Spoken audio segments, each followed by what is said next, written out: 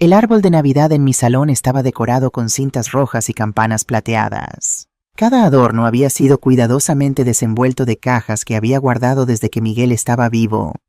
Me alegraba conservar estas tradiciones, aunque ahora solo fuera yo quien las apreciara. Estoy muy contenta de que estés aquí. Sigue mi historia hasta el final y comenta desde qué ciudad la estás viendo. Me llamo Beatriz Morales y tengo 72 años. Hasta aquella Navidad, creía que mis sacrificios habían significado algo. Pensaba que criar a una hija sola después de enterrar a mi marido, pagarle el alquiler durante años, comprarle los zapatos que quería, el vestido de novia por el que lloró, arreglarle el coche cuando se averió. Todo eso significaba que tenía un lugar en su mesa, pero esa noche me mostró la verdad. Aquella mañana de Navidad quería llamar a Emma para preguntarle a qué hora debía ir, pero algo en mí dudaba. Cuando finalmente reuní el valor, sus palabras cayeron como un martillo. Es solo para familia de verdad. Familia de verdad. Yo era su madre, la mujer que la llevó durante 9 meses, que se quedó despierta con ella durante sus fiebres, que firmó todos los cheques de su matrícula, que cubrió cada error tonto con un perdón silencioso, y ahora tenía la osadía de trazar una línea donde yo quedaba fuera. Miré alrededor de mi cocina. La encimera de mármol bajo mis dedos estaba fría.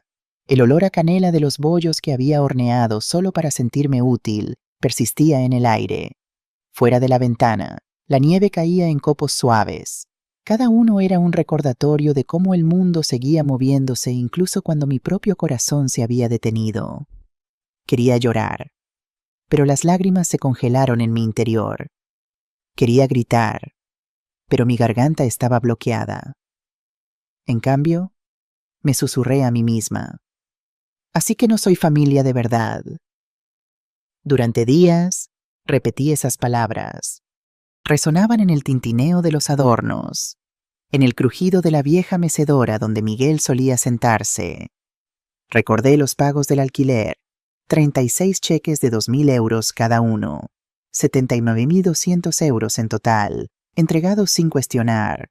Recordé el vestido de novia plateado que costó 1.450 euros, los elegantes zapatos italianos, 400 euros más, la reparación de la caja de cambios del sub, 3.800 euros, regalos acumulados a lo largo de los años, cada día festivo, cada cumpleaños, cada demanda repentina. Había gastado más de 86.000 euros en Emma y Hugo, y sin embargo, cuando llegó la Navidad, ni siquiera pudieron reservar una silla para mí en la mesa. El 5.º día después de esa llamada, estaba de nuevo en la cocina cuando sonó el teléfono. Lo levanté, esperando que quizás hubiera cambiado de opinión, pero no. El tono de Emma era enérgico, como una agente inmobiliaria cerrando un trato. «Estamos listos para mudarnos a la mansión», dijo. «¿Enviaste las llaves?» Mi agarre se apretó en el auricular hasta que mis nudillos se volvieron blancos. La mansión, la casa de 10 millones de euros que Miguel y yo habíamos construido como refugio, un lugar lleno de su risa y mis oraciones. Para ella, no era más que una dirección que reclamar. Inhalé lentamente, obligando a mi voz a permanecer tranquila. No mencioné la condición, dije. Hubo un silencio durante un momento. Luego resopló. Colgué antes de que pudiera hablar de nuevo. Me senté en la silla de roble y junté mis palmas. Mi respiración era temblorosa, pero sentí una chispa en mi pecho. Por primera vez en años. No me había doblegado a su voluntad. El eco de la voz de Miguel regresó a mí. Un recuerdo de él bromeando junto a la chimenea. El amor sin respeto es caridad. Solía decir eso cada vez que yo excusaba la ingratitud de Emma. Esa noche sus palabras tenían un nuevo peso. Me di cuenta de que había estado dando caridad a mi propia hija, confundiéndola con amor. La mansión en Costa Brava era más que solo una casa. Se elevaba desde la ladera de la montaña como si perteneciera al mar mismo. Paredes de cedro y piedra, ventanas altas que capturaban cada fragmento de luz solar y un comedor que se abría directamente al Mediterráneo. Cuando Miguel y yo entramos por primera vez hace años, susurró: «Este será nuestro santuario», y eso fue lo que se convirtió. Después de su fallecimiento, la silla vacía al final de la larga mesa de roble era tanto mi consuelo como mi tormento. A veces ponía 2 copas de vino, a veces vertía solo un poco en la suya, como si eso pudiera atraer su presencia de vuelta a la habitación. La casa era mi refugio, un lugar donde todavía podía escuchar su risa en el crujido de la chimenea. Emma nunca lo entendió, o quizás sí, y simplemente no le importaba. Para ella, la mansión era su herencia predeterminada, palabras que soltaba con la misma facilidad que pedir dinero. Hugo apoyaba la idea, asintiendo y añadiendo que sería el comienzo perfecto para su familia. Hablaban como si yo ya no estuviera, como si no tuviera ningún derecho. Yo seguía viva, seguía respirando, pero en sus ojos era poco más que una sombra, un marcador de posición, hasta que los papeles pasaran a sus manos. Me impactó una noche mientras estaba sentada en esa mesa de roble con la silla de Miguel mirándome fijamente. Quizás en sus mentes ya me habían enterrado junto a él. Caminé lentamente por la mansión esa semana, tocando la fría barandilla de la escalera, las cortinas que Miguel había elegido en un tono de Borgoña profundo. Cada rincón guardaba un recuerdo, el armario de cedro donde había escondido mi regalo de Navidad un año, el balcón donde nos sentábamos envueltos en mantas viendo estrellas fugaces. No era una casa para mí, era mi historia, mi dolor, mi amor tallado en piedra y madera. Y sin embargo, Emma lo descartaba con un movimiento de su mano, reclamándolo como si lo hubiera construido ella misma. Susurré en el silencio. ¿Ya estoy muerta en sus ojos? Las palabras temblaron en el aire como escarcha. La voz de Hugo resonó en mi memoria. Es demasiada casa para una persona, había dicho, paseando por el salón, escaneando los techos altos como si estuviera midiendo su imperio. Ni siquiera usarás la mitad. Había asentido educadamente entonces, pero por dentro la rabia hervía.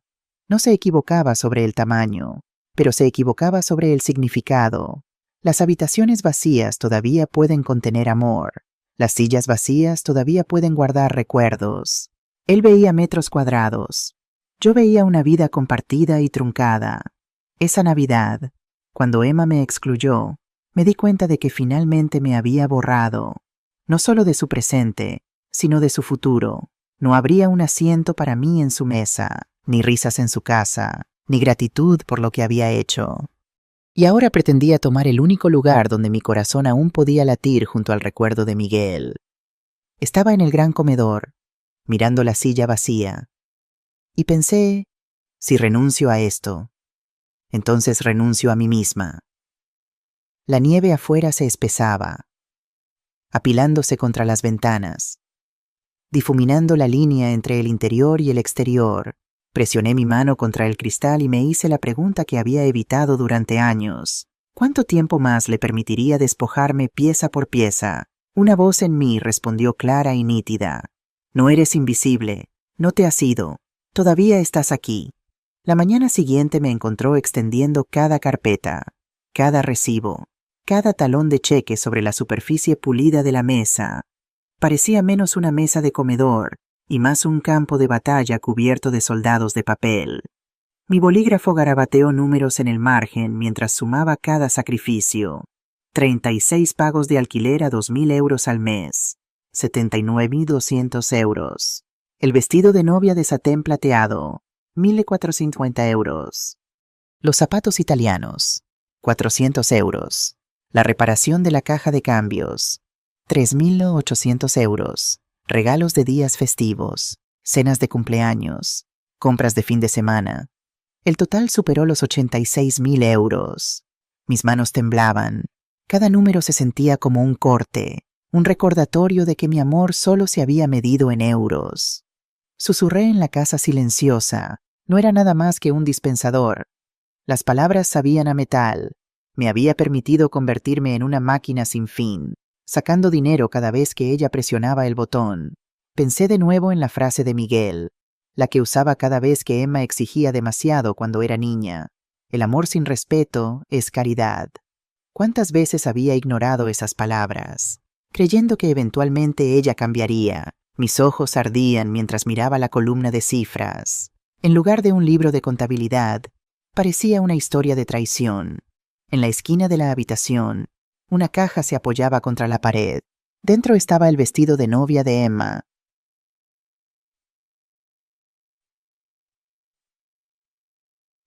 Lo había dejado aquí después de la ceremonia, prometiendo recogerlo, pero nunca se molestó. El satén todavía brillaba, captando la tenue luz de la ventana. Lo levanté cuidadosamente, mis dedos deslizándose sobre la tela fría. Por un momento, la recordé como novia, sus ojos brillando mientras giraba frente al espejo. Pensé que parecía la esperanza misma, pero ahora el vestido se burlaba de mí. Prueba del dinero gastado y el respeto perdido. Abracé la tela contra mi pecho, lágrimas cayendo por mi rostro. ¿Solo fui útil para esto? Pregunté a la habitación vacía. La respuesta llegó antes de lo que esperaba. Una tarde, la puerta principal se abrió sin llamar. Pasos resonaron en el suelo de mármol. La voz de Emma sonó casualmente. «Mamá, estamos aquí». Hugo la seguía de cerca. Su colonia fuerte, su expresión fría, se movían por la mansión como si ya fueran dueños. Emma miró alrededor con ojos entrecerrados, absorbiendo los techos altos, el brillo de la lámpara de araña. Hugo pasó su mano por el respaldo del sofá como si estuviera probando el mueble antes de comprarlo. Mi pecho se tensó. Este era mi santuario, y sin embargo entraban como si yo fuera una invitada. La voz de Hugo rompió el silencio. «Es espaciosa, perfecta para entretener invitados». Se volvió hacia Emma con una sonrisa. Ella asintió, pasando su mano por la barandilla de caoba. «Demasiado para ti, mamá. Esta casa es nuestra eventualmente». Sus palabras eran suaves, ensayadas, como si las hubiera practicado. Mi garganta ardía, pero me mantuve erguida, obligando a mi voz a permanecer firme. «La herencia viene después de la muerte», dije, cada palabra afilada como hielo. «Según recuerdo, estoy viva». La habitación quedó en silencio. Emma se congeló, su sonrisa burlona vacilando por primera vez. La mandíbula de Hugo se tensó, sus ojos moviéndose hacia la puerta. Sin decir otra palabra, se dieron la vuelta y se fueron. Sus pasos rápidos, su presencia persistiendo como unas sombras. Me derrumbé en el sillón, mi respiración superficial. Por primera vez en años, había respondido. Las palabras resonaban en mi cabeza. «Estoy viva». Casi había olvidado cómo se sentía declarar eso. Mi corazón latía contra mis costillas. No por miedo, sino por una oleada de algo nuevo, algo feroz. Durante demasiado tiempo, había estado en silencio, asintiendo, pagando, obedeciendo. Ese día descubrí el peso de mi propia voz. Una mañana fría de enero me encontró caminando hacia el Banco Santander en el centro de Barcelona. El mármol del suelo brillaba. El aire era nítido con el olor a madera pulida. El señor Vidal, el director, me reconoció al instante. Su cabello gris estaba perfectamente peinado, su traje impecable. Me estrechó la mano cálidamente, pero sus ojos mostraban preocupación. «¿Qué la trae por aquí, señora Morales?» Me senté frente a él en el amplio escritorio, mi bolso pesado con documentos. Mi voz tembló al principio, pero me obligué a hablar. «Necesito detener todas las transferencias a mi hija y su esposo». Sus cejas se elevaron. Se recostó, estudiándome cuidadosamente. «¿Puedo preguntar por qué?» Mis dedos tropezaron con los papeles mientras los extendía, los recibos, los cheques, los números que había sumado días antes. 36 meses de alquiler, dije. 79.200 euros, más las reparaciones del coche, el vestido de novia, los regalos, más de 86.000 euros en total. Y sin embargo, me excluyó de Navidad, me dijo que no era familia de verdad.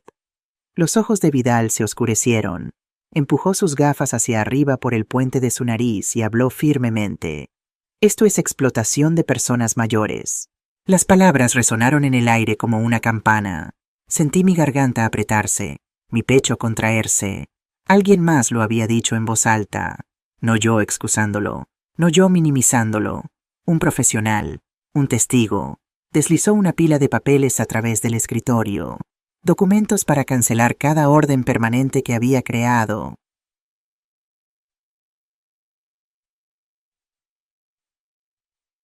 Mi mano tembló mientras levantaba la pluma. Por un momento, dudé. Recuerdos de la infancia de Emma parpadearon en mi mente. sus pequeñas manos aplaudiendo en su 5º cumpleaños, su chillido emocionado cuando le compré su primer par de patines. Pero esos recuerdos se habían convertido en un derecho.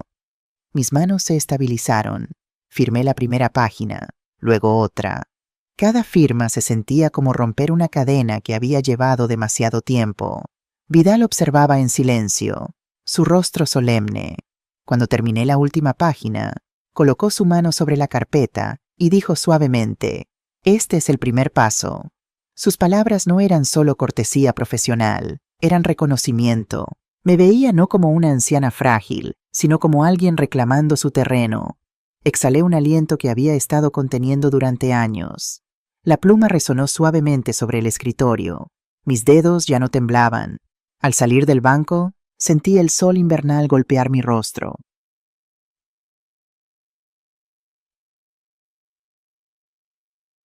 Era pálido, pero estaba allí, brillando sobre la nieve apilada a lo largo de las aceras. Mis botas crujían contra el hielo mientras apretaba la carpeta de transferencias canceladas contra mi pecho. Durante años, el dinero había fluido de mí como sangre de una vena, siempre hacia afuera, nunca devuelto. Ahora el sangrado se había detenido. El silencio de ese momento fue más fuerte que cualquier aplauso. Me sentí más alta, aunque mis hombros estaban encorvados por la edad. Me sentí más ligera, aunque la carpeta pesaba en mi bolso. Cuando llegué nuevamente a la mansión, me detuve en la puerta principal. Había tomado una decisión radical y llamé a un cerrajero esa misma tarde.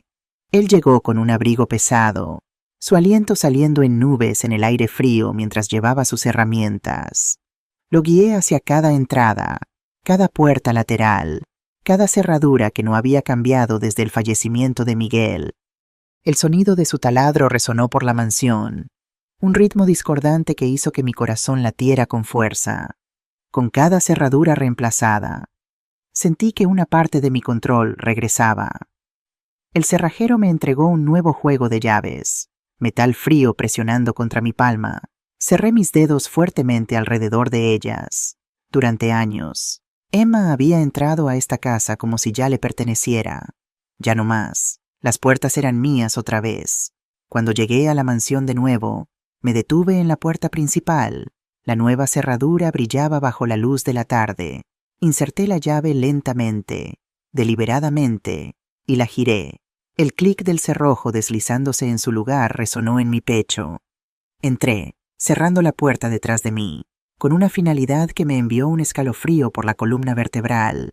La casa era mía otra vez, no solo de nombre, sino de control. No más pasos sin llamar, no más demandas disfrazadas de amor. Por primera vez desde la muerte de Miguel, sentí que estaba protegiendo tanto su memoria como a mí misma. Me paré en el vestíbulo, el silencio envolviéndome. Mi mano rozó el marco de la foto de Miguel en la mesa lateral. Lo hice, susurré. Sus ojos en la fotografía parecían mostrar aprobación, firmes y cálidos. Mi respiración se estremeció mientras reía suavemente. Un sonido que no había escuchado de mí misma en mucho tiempo.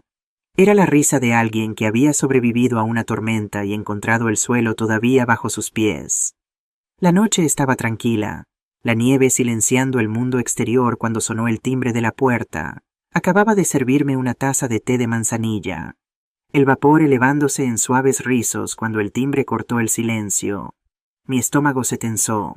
Las visitas eran raras, especialmente las no invitadas.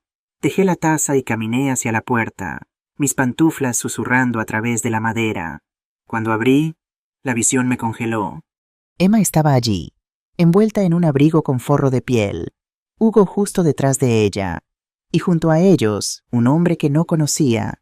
Su traje era oscuro, su maletín pulido, su sonrisa ensayada. «Señora Morales», dijo suavemente, extendiendo una mano.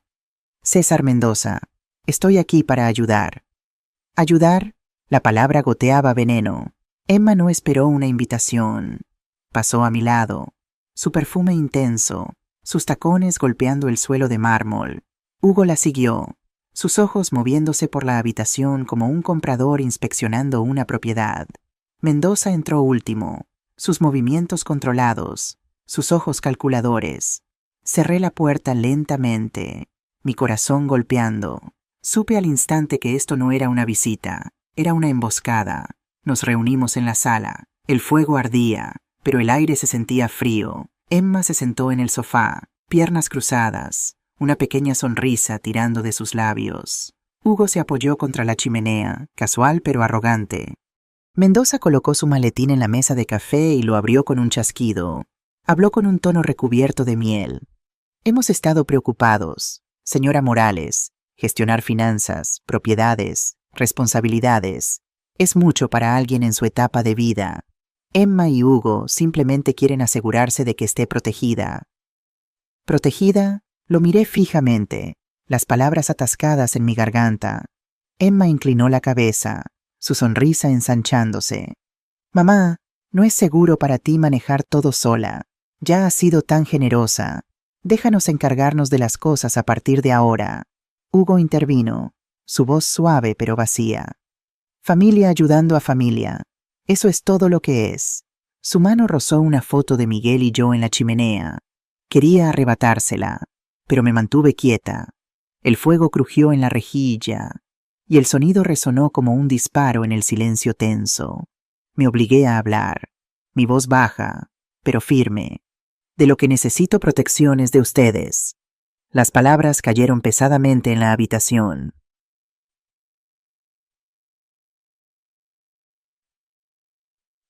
La sonrisa burlona de Emma vaciló solo por un momento antes de que rápidamente se recuperara. Hugo se movió incómodamente, su mandíbula tensándose. La sonrisa de Mendoza nunca se rompió, pero sus ojos se estrecharon ligeramente.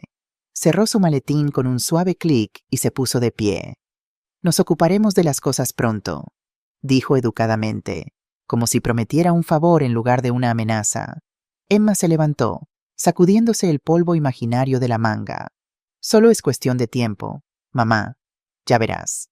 Hugo dio un breve asentimiento, evitando mis ojos. Juntos caminaron hacia la puerta, sus pasos resonando contra el mármol como una cuenta regresiva. Yo seguí, mi pecho subiendo y bajando rápidamente.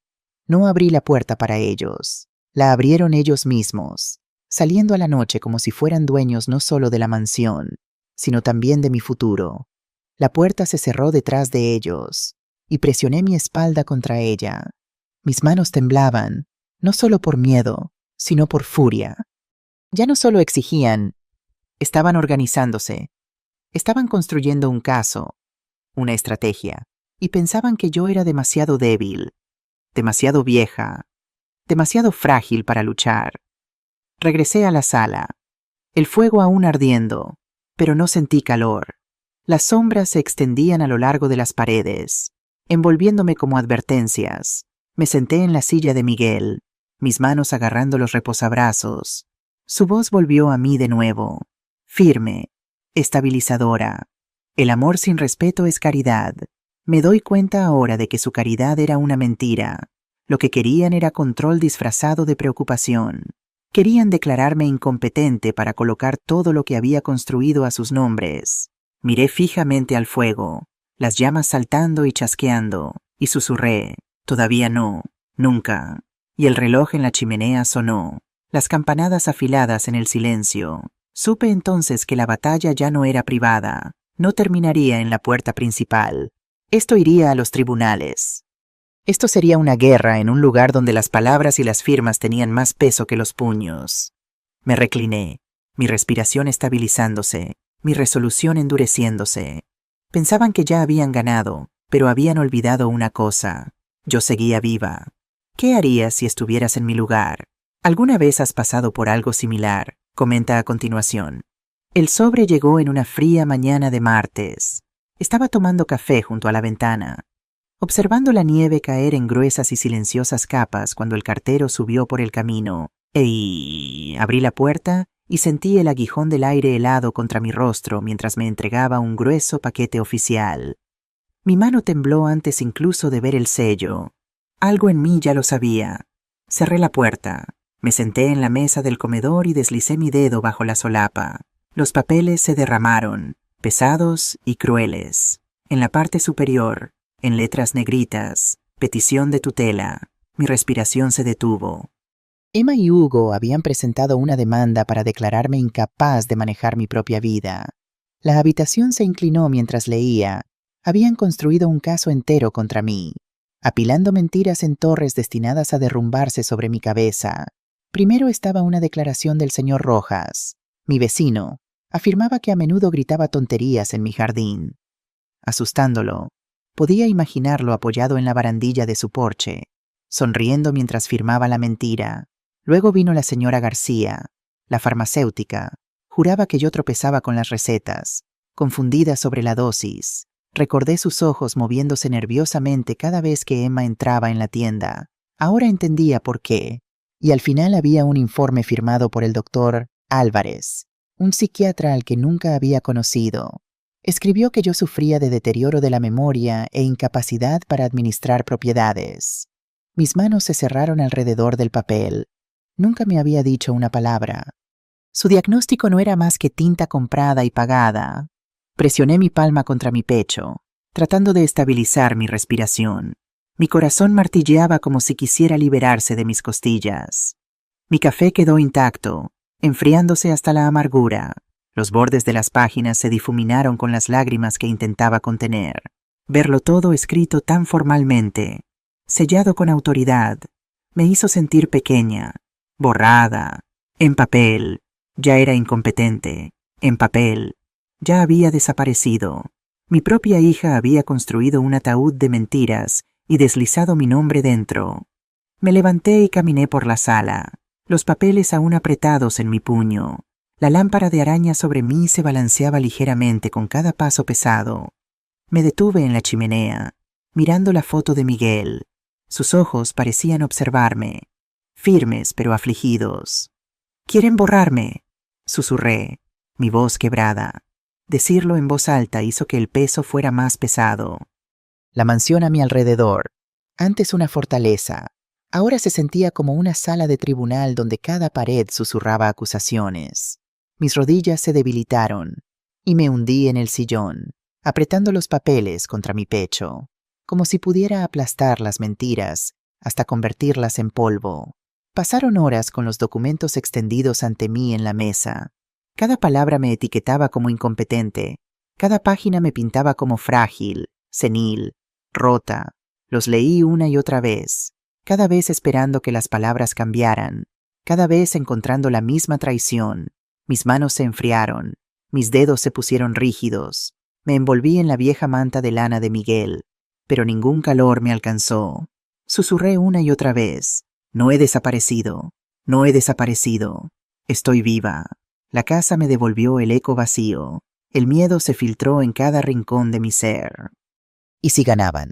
Si un juez creía estas mentiras, si la mansión se escapaba de mis manos, mis cuentas congeladas, mis elecciones cedidas, la idea de Emma sosteniendo mis llaves, Hugo de pie en esta sala como dueño, me dejó vacía. Me vi a mí misma en alguna pequeña habitación, despojada de control, viendo a extraños decidir cuándo podía comer, cuándo podía respirar. Mi estómago se revolvió, la bilis subiendo. Presioné una mano sobre mi boca, luchando contra las náuseas. Afuera, la nieve seguía cayendo, suave e indiferente. Dentro, sentí que el suelo debajo de mí se rompía. Recogí los papeles en una pila ordenada, forzándolos en su sobre, como si cerrarlo pudiera deshacer las palabras. Pero el daño ya estaba hecho. Habían disparado su primer tiro verdadero y aterrizó profundamente. Mi reflejo en la ventana parecía pálido, frágil, exactamente la mujer que querían que el mundo viera. Me alejé, incapaz de enfrentarla. Llevé el sobre arriba y lo coloqué en la silla vacía de Miguel en la mesa del comedor, como dejando una carga que ya no podía sostener.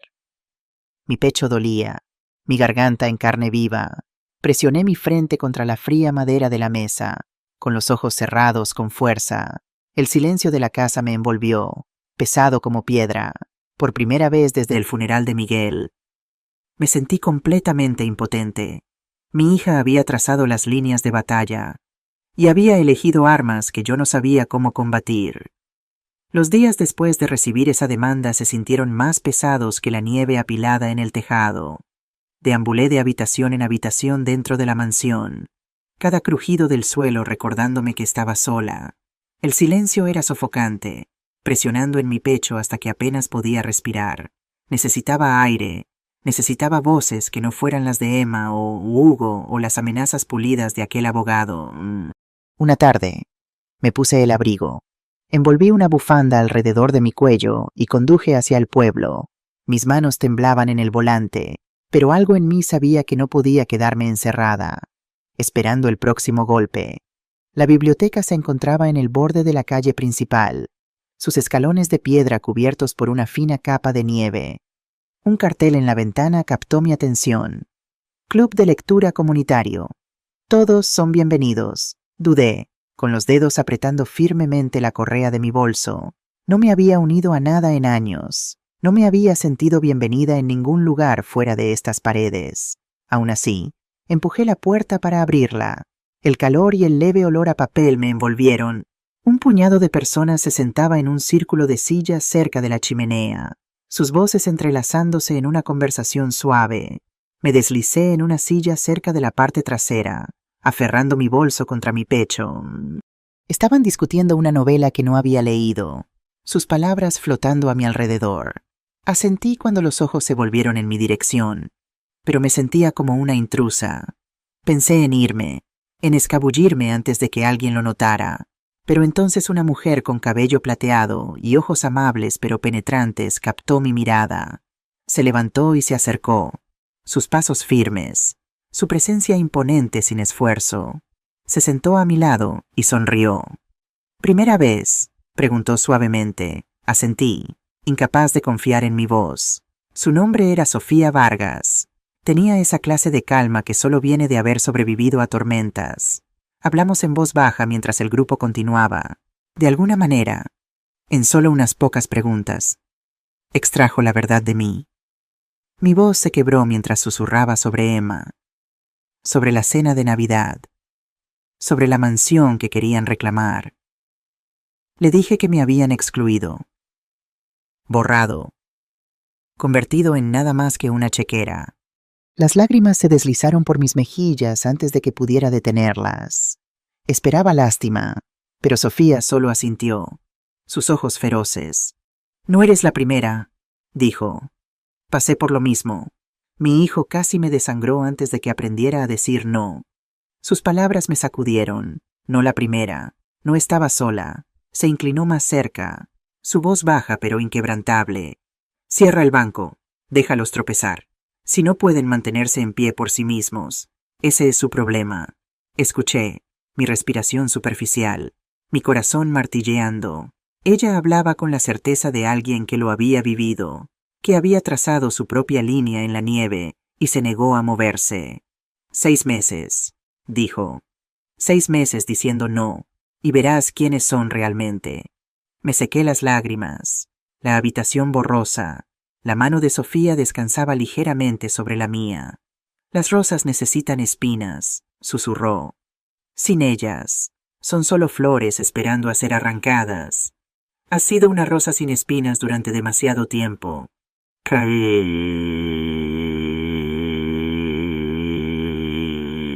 Sus palabras se hundieron profundamente, envolviendo el dolor en mi pecho.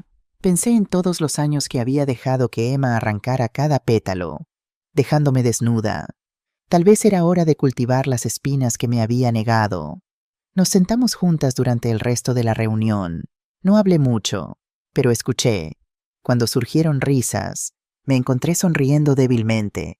Cuando se pasaron libros, acepté uno, su peso sólido en mis manos. Al terminar la reunión, Sofía garabateó un número en un trozo de papel y lo presionó en mi palma.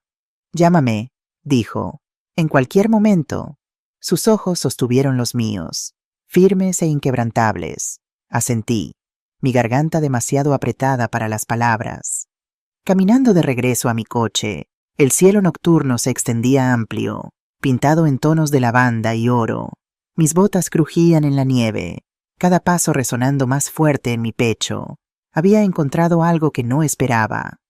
Una amiga, una aliada, alguien que entendía la herida hueca de ser traicionada por tu propio hijo. Esa noche en la mansión, Me senté junto al fuego con el libro que el grupo había elegido. Las palabras se difuminaron mientras mis pensamientos giraban en torno a Sofía. Las rosas necesitan espinas. Lo repetí una y otra vez hasta que la frase se sintió como una armadura, hasta que creí que podría aplicarse a mí. No era solo un dispensador. No era invisible. Podía ser una espina si elegía serlo. Miré la foto de Miguel en la repisa. Sus ojos tan firmes como siempre. Quizás pueda hacer esto. Susurré. Y en el suave resplandor del fuego, casi lo creí. El nombre de Diego Herrera llegó a mí en un pequeño trozo de papel, garabateado con la letra firme de Sofía. El mejor abogado para casos como el tuyo, había dicho. No te tratará como una anciana frágil. Mis dedos temblaban mientras marcaba el número. La oficina estaba en el centro de Barcelona, en un edificio antiguo pero bien conservado. El despacho en sí era sorprendentemente acogedor, no el frío monumento al poder que había temido. Diego Herrera resultó ser un hombre de unos 50 años, con cabello oscuro veteado de gris y ojos penetrantes que parecían evaluar todo lo que veían. Señora Morales, dijo, estrechando mi mano con firmeza. Sofía me habló muy bien de usted, asentí, súbitamente consciente de lo frágil que debía parecer. Mi hija y su esposo quieren declararme incompetente. Si esperaba sorpresa, no la obtuve. En cambio, vi un destello de determinación en sus ojos. Es más común de lo que cree, dijo señalándome un asiento. Cuénteme todo, desde el principio. Y así lo hice. Las palabras salieron en un torrente la Navidad, la mansión en Costa Brava, los años de pagos, el abogado en mi sala de estar, los documentos falsos. Con cada revelación, él tomaba notas meticulosamente, ocasionalmente asintiendo o frunciendo el ceño. Cuando terminé, me miró directamente. Esto no es solo sobre dinero, ¿verdad? Es sobre poder, es sobre control, es sobre borrarme mientras aún respiro, respondí, sorprendida por la firmeza en mi propia voz. Él asintió, una leve sonrisa tocando las comisuras de sus labios. Entonces no permitiremos que eso suceda. En las semanas siguientes, Diego y yo construimos nuestra defensa. Cada tarde me encontraba en su oficina, rodeada de documentos y archivos. Primero vino la evaluación médica, la doctora Isabel Ortega, especialista en neurología geriátrica. Me sometió a una batería de pruebas. Muéstreme a esa persona confundida que su hija describe, bromeó después de 3 horas de evaluaciones de memoria, resolución de problemas y razonamiento. Su informe fue contundente. Mis capacidades cognitivas estaban por encima del promedio para mi grupo de edad, sin signos de deterioro.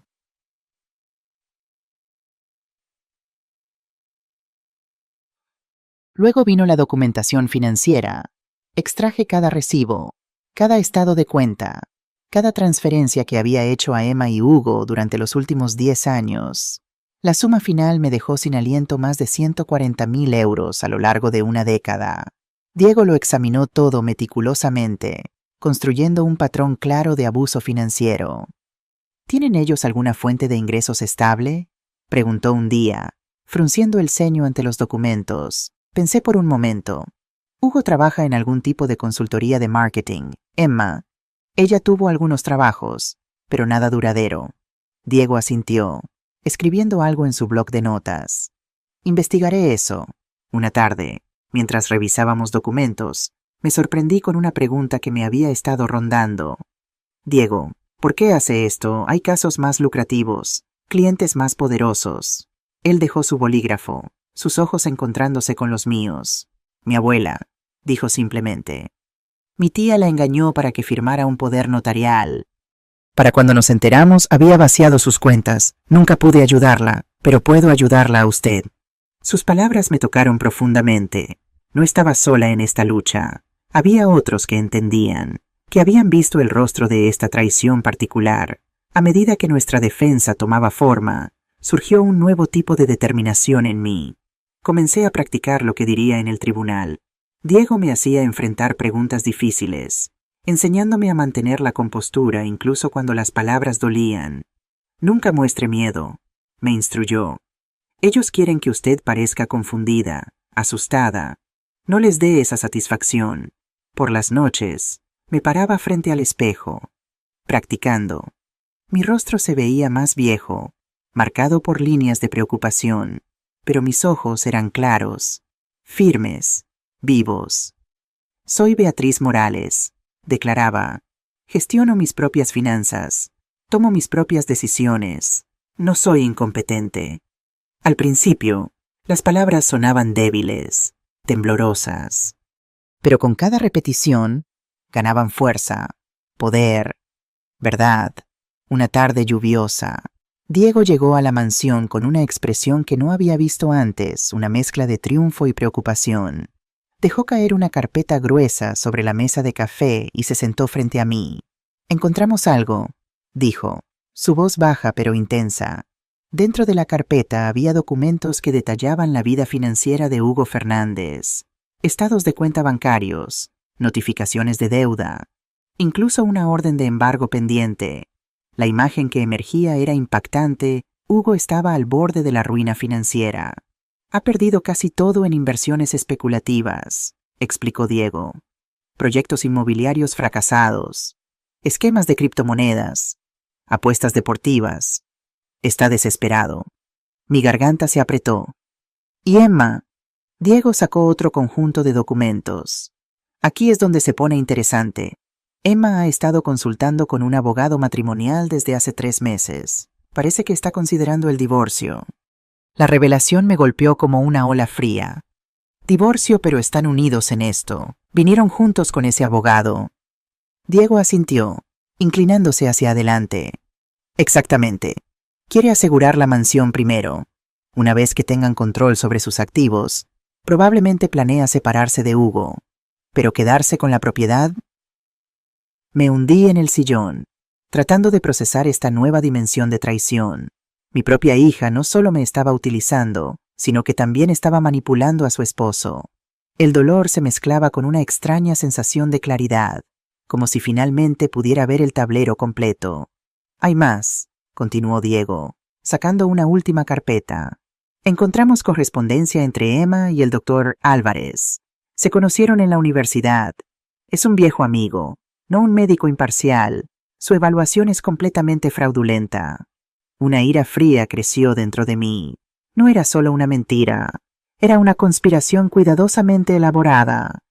Mi propia hija había orquestado todo, utilizando a cualquiera que pudiera para conseguir lo que quería. ¿Qué significa esto para nuestro caso?, pregunté finalmente. Diego sonrió por primera vez. Significa que tenemos lo que necesitamos, pero tenemos que ser estratégicos. Si revelamos todo esto de inmediato, Emma podría encontrar otra estrategia. Debemos guardar algunas sorpresas para el tribunal.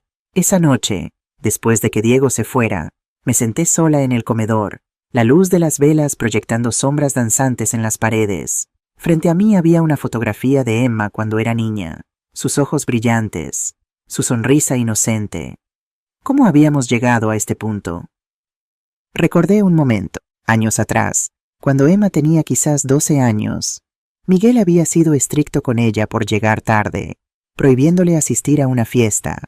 Ella había venido a mí, llorando, y yo había cedido, dándole dinero para un taxi, permitiéndole ir en contra de los deseos de su padre.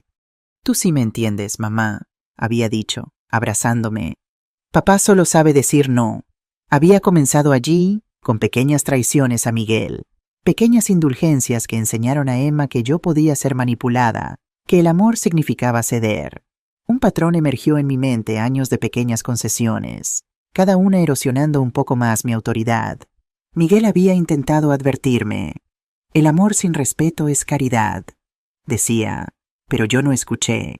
Quería ser amada, no respetada, y ahora estaba pagando el precio. La foto de Emma me miraba fijamente desde el marco, su inocencia congelada en el tiempo. La niña que había criado y la mujer que intentaba destruirme parecían dos personas completamente diferentes. Y sin embargo, ahora podía ver la línea que conectaba a ambas, un hilo delgado de egoísmo que yo había nutrido sin darme cuenta. «¿Cuándo te perdí?», susurré a la fotografía. «¿O nunca te tuve realmente?». No hubo respuesta, solo el suave tic-tac del reloj en la pared. contando los momentos hasta nuestra confrontación final. La semana antes del juicio, una inquietud se asentó sobre la mansión como una niebla espesa. Cada crujido del suelo, cada silbido del viento contra las ventanas me sobresaltaba. Dormía en fragmentos, despertando con el corazón acelerado, fragmentos de pesadillas desvaneciéndose en la oscuridad. Emma no había intentado contactarme de nuevo, pero su silencio era más amenazante que cualquier confrontación. Diego había presentado nuestra respuesta a la petición, desafiando cada afirmación con evidencia contundente. El juicio estaba programado para el martes siguiente en el juzgado de primera instancia de Barcelona. Será rápido, había prometido Diego. Con la evidencia que tenemos, el juez verá a través de sus mentiras. Pero yo no estaba tan segura. Una vida de concesiones me había enseñado a esperar lo peor, a asumir que de alguna manera yo sería quien perdería. Sin importar cuán fuerte fuera mi caso, Sofía venía casi todos los días, trayendo comida, libros o simplemente su presencia tranquilizadora. Una tarde, mientras tomábamos té en la terraza, disfrutando de un raro día de sol invernal, me miró con una intensidad que me hizo detenerme a mitad de un sorbo. «¿Estás lista?», dijo simplemente. Bajé mi taza.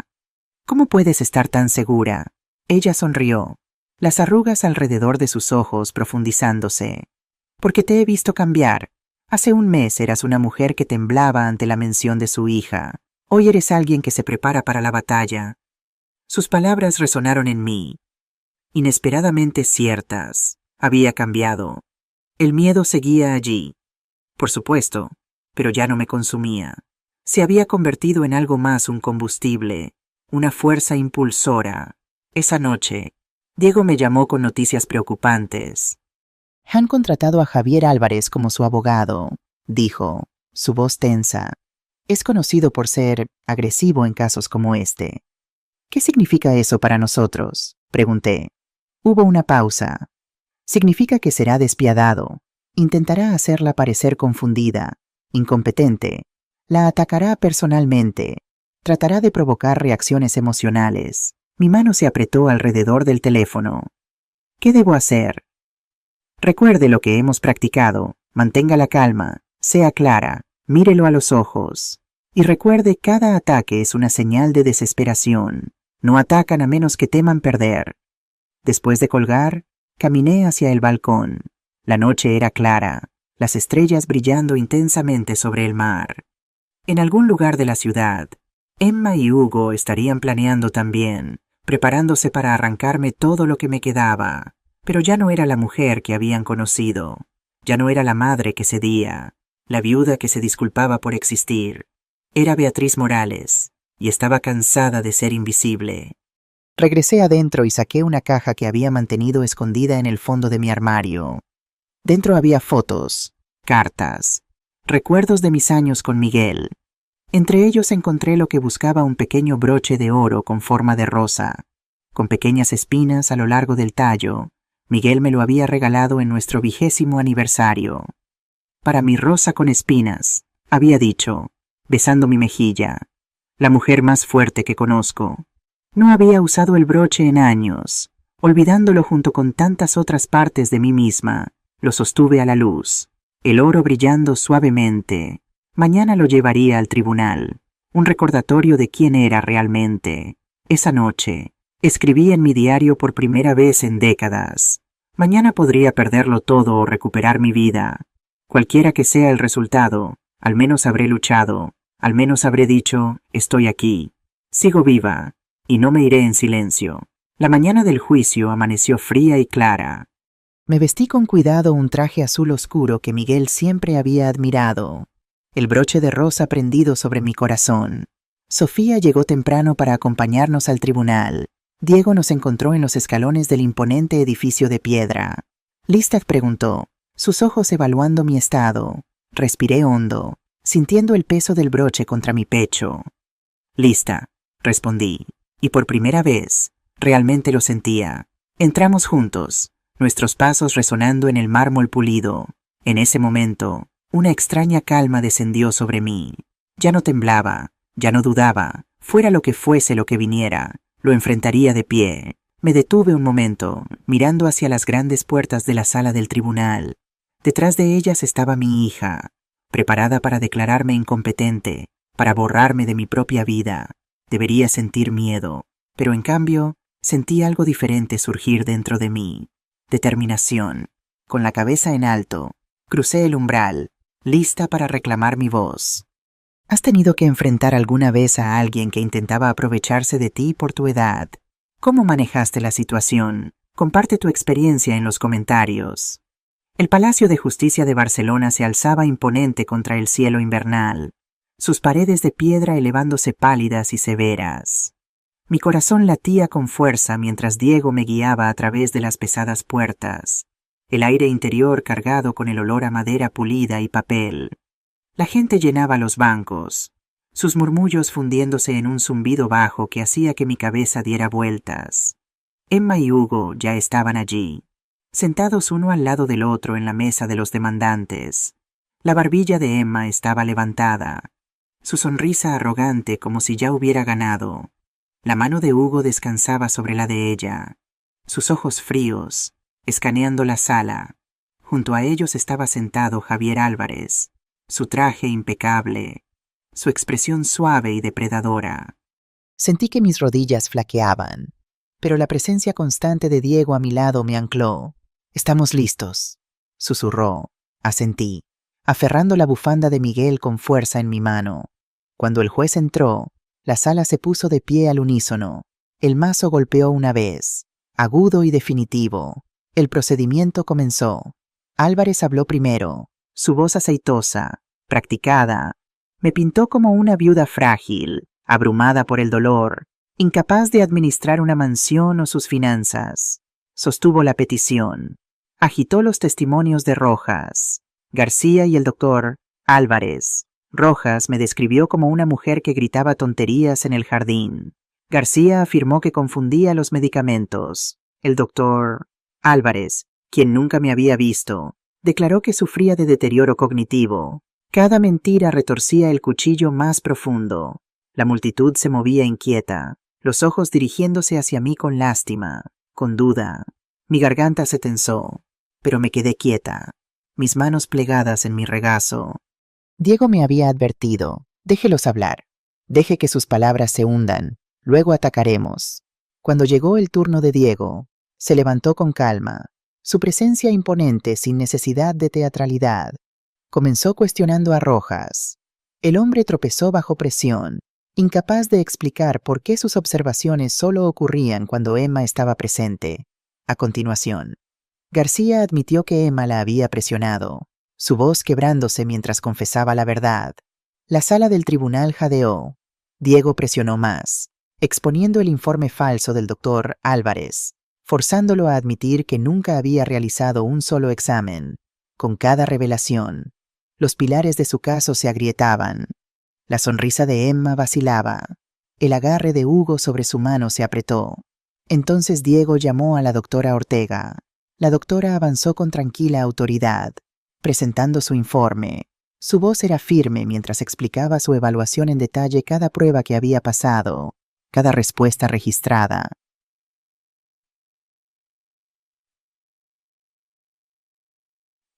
Concluyó con una simple declaración. La señora Morales no solo es competente, sino que demuestra una claridad por encima del promedio para su edad. Entregó el informe al juez. Las páginas pesadas con una verdad innegable. El alivio surgió a través de mí, caliente y cegador. Agarré la bufanda con más fuerza, las lágrimas quemando mis ojos. Diego no había terminado. Sacó de su maletín el acuerdo de no reclamación que Miguel y yo habíamos firmado años antes. Lo puso ante el tribunal, explicando cómo demostraba no confusión, sino previsión. Esta mujer se preparó exactamente para esto, dijo. No es débil, es sabia.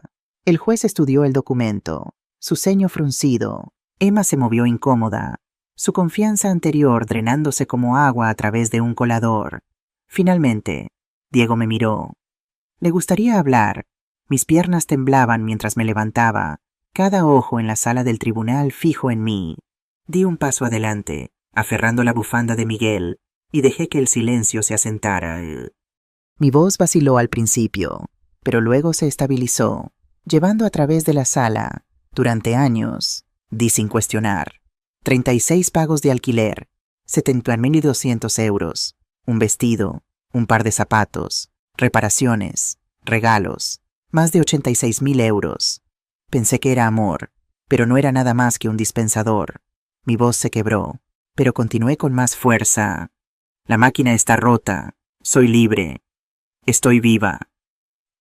La sala quedó en silencio. Las palabras resonaron, llenando cada esquina de la cámara.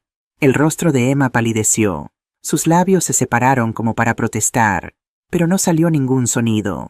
Los ojos de Hugo bajaron a la mesa, un destello de vergüenza cruzando sus rasgos. Álvarez se movió en su asiento, su pulida confianza desaparecida. El juez se inclinó hacia adelante, su mirada firme sobre mí. Luego el mazo golpeó una vez, 2 veces. La petición de tutela es denegada, declaró. Su voz era firme, final. La señora Morales conserva el control total de su patrimonio y su vida. El sonido del mazo reverberó a través de mí, más fuerte que un trueno. Exhalé, mi cuerpo temblando, lágrimas corriendo libremente ahora. Diego puso una mano en mi hombro, afianzándome. Sofía, sentada en la fila de atrás, se secaba los ojos, su sonrisa amplia y orgullosa. Por primera vez en mucho tiempo, el peso que oprimía mi pecho se levantó. No había sido borrada, había mantenido mi posición, había ganado. Mientras la sala del tribunal se vaciaba, permanecí inmóvil por un momento, respirando el aire que ya no se sentía sofocante. Susurré bajo mi aliento, Miguel, lo hicimos. Y en el silencio que siguió, sentí como si él estuviera allí, firme y orgulloso, recordándome que el amor con respeto no es caridad, es fuerza. El pasillo fuera de la sala del tribunal estaba lleno de ecos de pasos y susurros, pero todo lo que podía oír era el eco del mazo. Resonaba en mí como una campana de libertad, golpeando una y otra vez, dispersando el peso que había cargado durante tanto tiempo.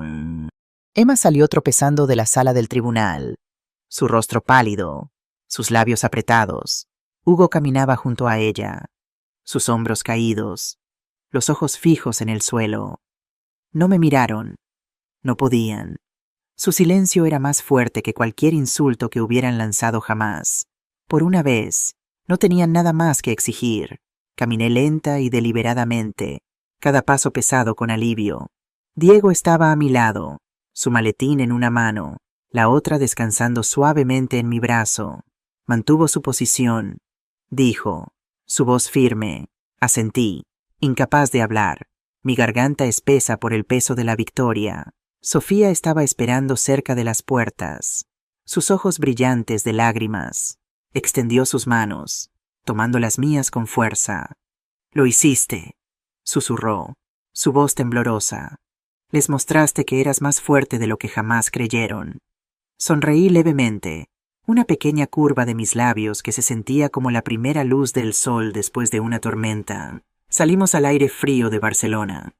Los copos de nieve caían suavemente del cielo, suaves contra mi piel. El Palacio de Justicia detrás de mí parecía más pequeño ahora, solo un edificio, ya no una fortaleza donde mi vida podría ser robada. Inhalé profundamente, el aire fresco y agudo en mis pulmones, y por primera vez en meses, me sentí ligera.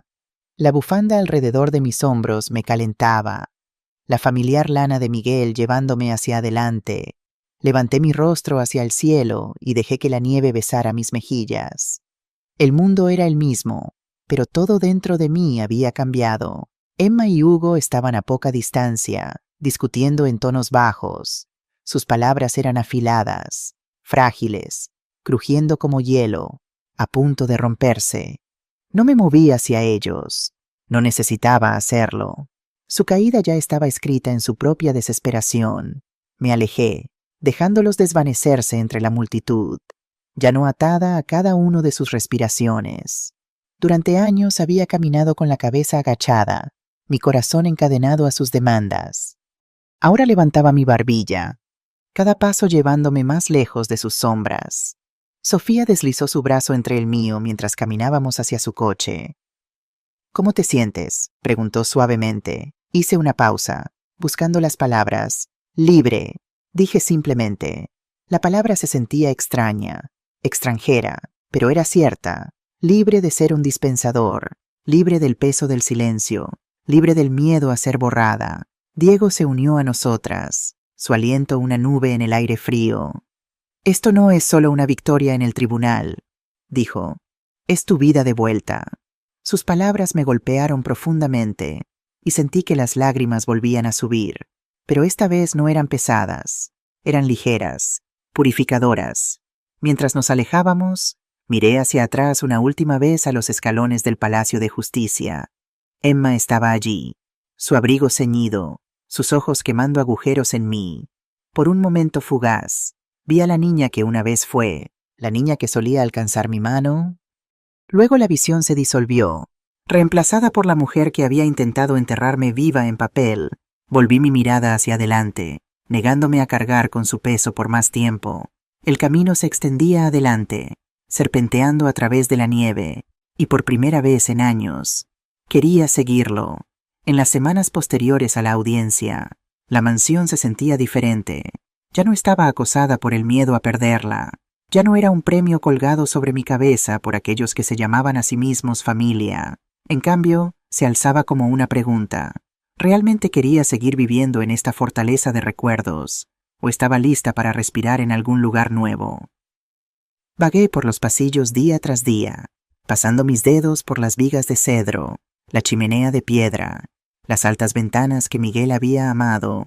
Cada habitación llevaba su voz, su risa, su sabiduría, pero la casa también llevaba ahora la sombra de Emma, sus demandas, sus sonrisas burlonas, sus amenazas.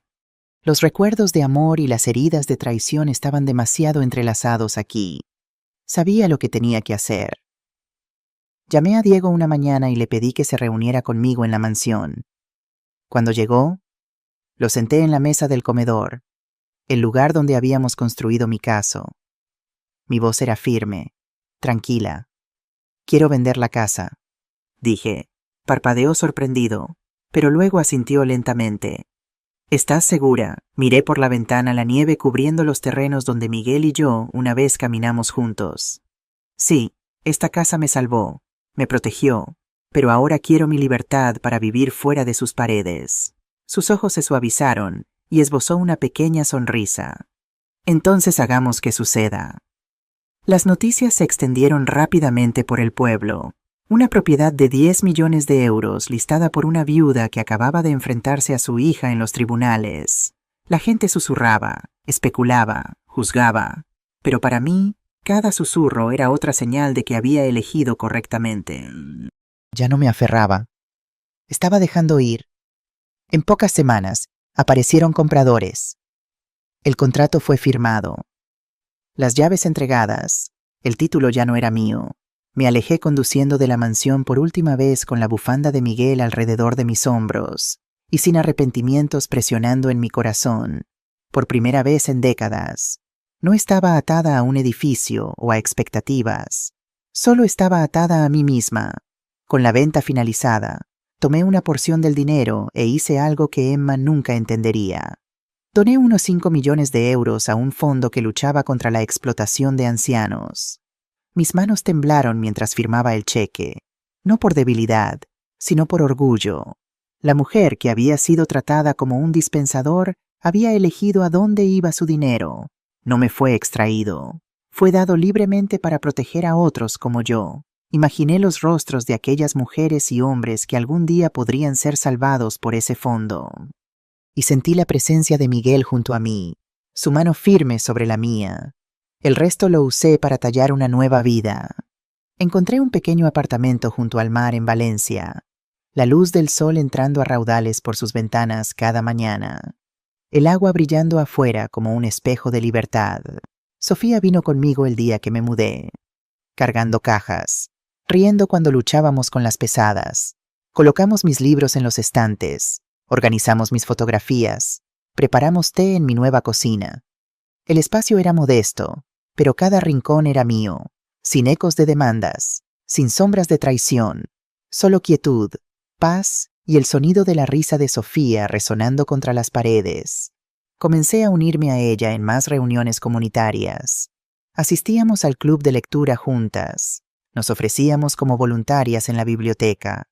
Caminábamos por el sendero nevado junto al mar en las noches. Lentamente, el dolor en mi pecho se suavizó. Mi vida ya no estaba llena de lujo, pero estaba llena de algo mucho más valioso: pertenencia. Ya no era prisionera de la codicia de mi hija. Ya no era una viuda encerrada dentro de recuerdos. Era una mujer que había elegido dar un paso adelante. Una mañana de primavera, el timbre sonó. Había estado regando las plantas en mi balcón, disfrutando de la brisa marina y el sol cálido en mi piel. El sonido me sobresaltó. Pocos sabían dónde vivía ahora. Cuando abrí la puerta, me encontré cara a cara con Emma. Estaba más delgada que la última vez que la había visto, con círculos oscuros bajo los ojos. Su ropa, normalmente impecable, parecía arrugada. Por un momento, ninguna de las dos habló. El único sonido era el viento marino y el latido de mi corazón. ¿Puedo pasar?, preguntó finalmente, su voz desprovista de la arrogancia que había llegado a esperar. Dudé, mi mano apretando el pomo de la puerta. Parte de mí quería cerrarla, proteger la paz que había construido tan cuidadosamente. Pero otra parte, quizás la parte que seguía siendo madre a pesar de todo, se hizo a un lado. Por un momento, dije, entró, sus ojos recorriendo el pequeño apartamento. No había mansión que codiciar aquí, solo simplicidad, luz y mar. Nos sentamos en la pequeña mesa junto a la ventana. Serví té, mis movimientos deliberados, dándome tiempo para calmar mi corazón acelerado. Cuando finalmente nos sentamos frente a frente, me sorprendió ver lo anciana que parecía, no en años, sino en espíritu. Hugo se ha ido, dijo abruptamente. Se llevó lo que quedaba de nuestro dinero. Está en Sudamérica con su secretaria. Quise sentir satisfacción, pero solo sentí una punzada de tristeza. No por Emma, sino por la joven que una vez había celebrado su boda, radiante de esperanza. Lo siento, dije, y lo decía en serio. Ella me miró, la sorpresa cruzando su rostro. No esperaba eso. El sufrimiento nunca me ha dado placer, respondí, ni siquiera el tuyo. Sus ojos se llenaron de lágrimas inesperadas. Lo arruiné todo. No respondí de inmediato. En cambio, bebí mi té, dejando que la pregunta flotara entre nosotras. Finalmente dije, hiciste elecciones. Elecciones que dañaron a quienes se suponía que debías amar. Emma miró hacia el mar, las lágrimas corriendo ahora libremente por sus mejillas. Pensé que merecía más. Siempre pensé que merecía más. El dinero de papá, tu atención, la casa, como si el mundo me debiera algo por simplemente existir. Era la primera vez que escuchaba a mi hija y hablar con tal claridad sobre sí misma, sin excusas, sin manipulaciones. Papá siempre fue duro conmigo, continuó. Nada era suficiente para él. Tú eras diferente, daría cualquier cosa. Y comencé a esperar que lo hicieras, a exigirlo. Te convertí en una máquina expendedora de amor. Y cuando ya no era suficiente, intenté tomar lo último que te quedaba. Su honestidad me dejó sin palabras. Durante décadas había esperado algún tipo de reconocimiento, alguna rendición de cuentas. Y aquí estaba, surgiendo cuando menos lo esperaba. ¿Por qué ahora, Lee?, pregunté finalmente. ¿Por qué esta repentina claridad? Ella río sin humor. Resulta que tocar fondo aclara la mente. Lo perdí todo. Hugo, el dinero, mi reputación. No me queda nada que perder. Así que ¿por qué no enfrentar la verdad? Nos sentamos en silencio por un largo momento. La brisa movía las cortinas, trayendo el olor a sal y sol. ¿Qué quieres de mí, Emma?, pregunté finalmente. Mi voz suave pero firme. Ella me miró directamente, algo de su antigua intensidad regresando. Quiero saber si hay algún camino de regreso. No a tu dinero, ni a tu casa, sino a ti. La pregunta colgó entre nosotras, pesada con décadas de dolor y traición. No lo sé, respondí honestamente. No sé si podemos reconstruir lo que se ha roto tan completamente. Sus hombros se hundieron, pero asintió como si hubiera esperado esta respuesta. Pero, continué, sorprendiéndome incluso a mí misma. Estoy dispuesta a descubrirlo, lentamente, con límites claros. Una pequeña chispa de esperanza iluminó sus ojos. De verdad, el perdón no es olvido, dije, mi voz firme, y la confianza, una vez rota, no se repara fácilmente. Pero eres mi hija, siempre lo serás. Cuando Emma finalmente se fue, me quedé en el balcón, observando las olas romper contra la orilla. No sabía si nuestro frágil acuerdo florecería o se marchitaría. No sabía si esta nueva versión de mi hija perduraría o si las viejas costumbres regresarían. Pero por primera vez, sentí que habíamos hablado como adultas, no como depredador y presa. Y eso, en sí mismo, era un pequeño milagro. Italia, repetí, mirando a Sofía con incredulidad. A nuestra edad, ella rió, sus ojos arrugados brillando con mischief. ¿Y por qué no la vida es demasiado corta para quedarse quieta, Beatriz? Y Roma es hermosa en primavera. Estábamos sentadas en mi terraza, disfrutando de la suave brisa de marzo. Los últimos meses habían traído una quietud a mi vida que nunca había conocido, mañanas tranquilas leyendo, tardes en el club de lectura, noches mirando el mar. Pero Sofía tenía razón, había algo en mí que anhelaba más. Miguel y yo siempre hablábamos de ir, admití. Planeábamos un gran viaje para nuestro aniversario número 40. Nunca llegó. Sofía tomó mi mano. Entonces ve por él, ve por ti. 2 semanas después, nuestro avión aterrizó en Roma. El corazón me latía como el de una niña, mientras el taxi nos llevaba a través de calles antiguas hacia nuestro pequeño hotel. La ciudad pulsaba con vida, con historia, con una belleza que casi dolía. La Fontana di Trevi brillaba bajo el sol, el agua cayendo en un ritmo interminable. Sofía presionó una moneda en mi mano. Pide un deseo, dijo. Cerré los ojos, la moneda fría contra mis dedos, y susurré, soy libre. Cuando la lancé a la fuente, una risa burbujó dentro de mí, repentina y brillante, sorprendiéndome incluso a mí misma. No había reído así en décadas. En Florencia, nos paramos frente al Duomo, la gran cúpula elevándose contra el cielo. Tracé los detalles de sus paredes con mis ojos, maravillándome de la resistencia de la belleza que había sobrevivido siglos de tormentas. Como nosotras, dijo Sofía suavemente. Nos doblamos, pero no nos rompemos. Asentí, lágrimas picando mis ojos, no de tristeza, sino de asombro. En Venecia, flotamos a través de los canales, góndolas deslizándose mientras el sol descendía.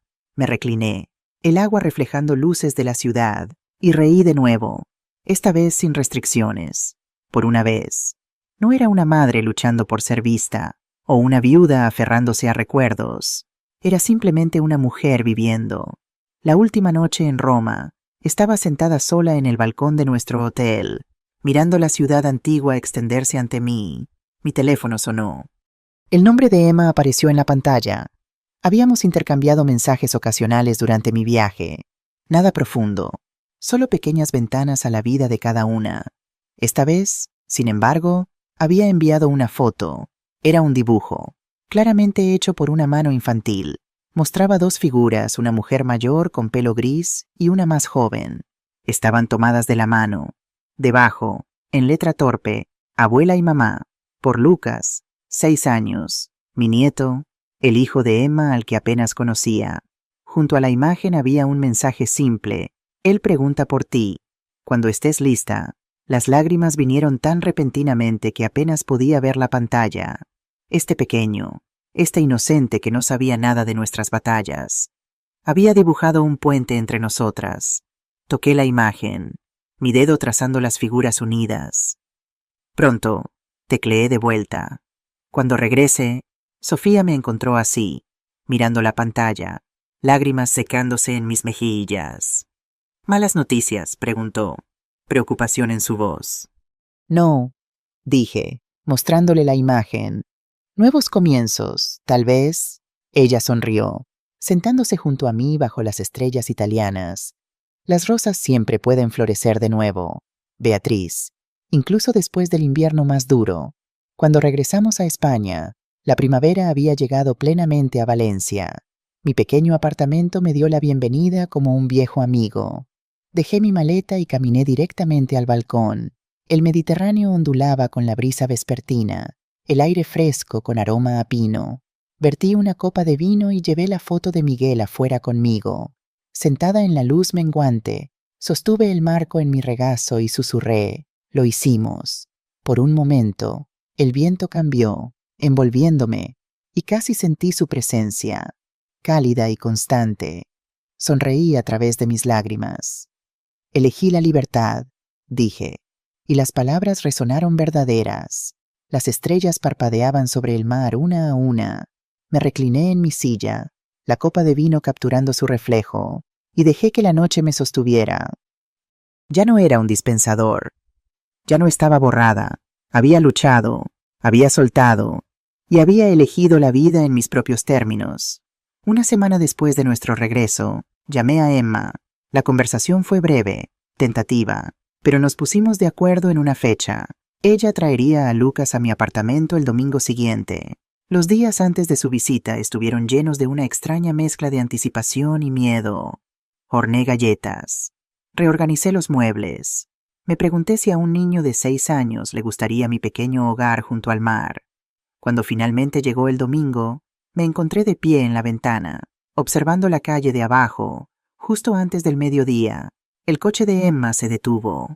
La vi salir, luego dar la vuelta para ayudar a un pequeño niño. Tenía cabello oscuro como el de Miguel, y algo en la forma en que se movía me recordó tanto a mi esposo que mi corazón dio un vuelco.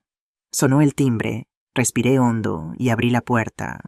Lucas estaba allí, medio escondido detrás de la pierna de Emma, sus grandes ojos marrones evaluándome con curiosidad infantil.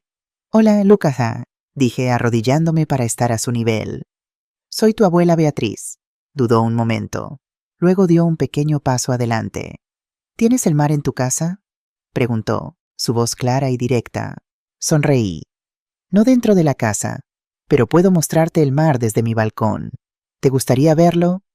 Asintió con entusiasmo. Sin más ceremonias, extendió su pequeña mano hacia mí, la tomé, y algo en ese simple gesto, su confianza sin reservas, su capacidad de conectarse sin el peso del pasado, me trajo lágrimas a los ojos. Emma se quedó atrás mientras llevaba a Lucas al balcón. Jadeó de alegría cuando vio la extensión del Mediterráneo brillando bajo el sol.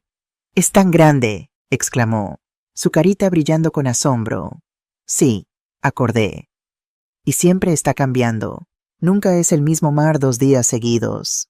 Pasamos la tarde juntos, los 3. Lucas comió galletas y me contó sobre su escuela, sus amigos, su colección de conchas. Emma se mantuvo mayormente callada, observándonos con una expresión que no pude descifrar completamente. Cuando la luz comenzó a desvanecerse y llegó el momento de que se fueran, Lucas me abrazó impetuosamente. «¿Puedo volver, abuela?», preguntó, sus ojos suplicantes. «Por supuesto», dije, mi voz quebrándose ligeramente. «Me encantaría». En la puerta, Emma se detuvo. «Gracias», dijo simplemente. «Por darle una oportunidad a él, a nosotros», asentí. «Es un comienzo».